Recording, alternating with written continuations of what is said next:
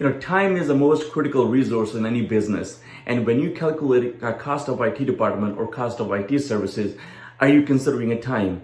And whose time are you considering? And more importantly, how do you measure it? How do you calculate? How do you verify the time you're calculating if that's how much time has been spent? In this video, I want to walk you through 4 steps on whose time you should be considering and how do you measure it. As Ontario enters into stage 3 of opening economy, all business leaders are faced with similar challenges. We all want to bring back the revenue levels it was before the COVID. We all want to control costs because the revenue levels are not there, and also, not compromise health and safety. During these difficult time is the most critical resource we have. So when you're considering a cost of IT department, IT services, here's the 4 steps that you can, look over to understand how, where you're spending time and where the cost of IT department or service is coming from. So number 1 is your IT staff time. So if you have an IT department or you have IT staff working for you, consider where they're spending time and how do you calculate that time. Generally speaking, IT staff should be spending 50% of the time on IT, maintenance or on IT enhancements, and 50% of the time they should be spending on looking at business process, IT process. How can they help business to generate revenue? Because IT staff not only understand technology, they also understand your business very well. So you need to divide the time and find out where they're spending time and allocate more time for them to focus on the revenue and help you generate, get back to the revenue levels where you want to get to. So understand the time where they're spending, calculate it and measure it, then you can align it.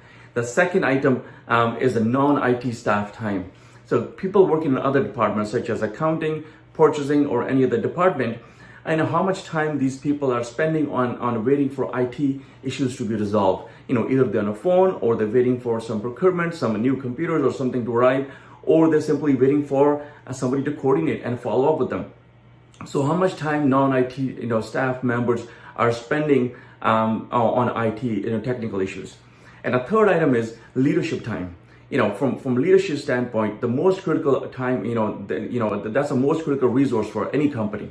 So how much time you're spending as a leader on IT meetings, the coordinating IT items, follow-up IT items, and also, making sure that, it's working the way it should be. So how much your time also coaching your staff, and training your IT staff. There's so many different items that demands your time and resources. So as IT, as a business leader, where are you spending time on? How much time are you spending on those? You also want to calculate your time as well, part of your IT cost. And the third one is simply, how many mistakes we're making. If you forget, if you leave something out of the IT maintenance, what impact they have in a business. There's so many moving parts on a daily basis in IT department, and missing 1 or 2 items always cause issues. So you want to understand, how many mistakes in the past, made by, system errors or human errors or whatever, and what time that cost the company. And every time there's a mistake, you have to go back and fix those issues. So how much time you making? How much time your staff is spending reworking the same issue over and over? So you also want to consider those 3 times. So for those 4 items that you want to consider every time you consider time and cost of your IT department. Hope that helps. I'm always looking for feedback. If you have any feedback, by all means, send me a note. We're looking to always improve these videos and make sure that we include information that makes sense to you. Thank you so much for watching. Look forward to your feedback. Until next time, have yourself a great day. Bye-bye.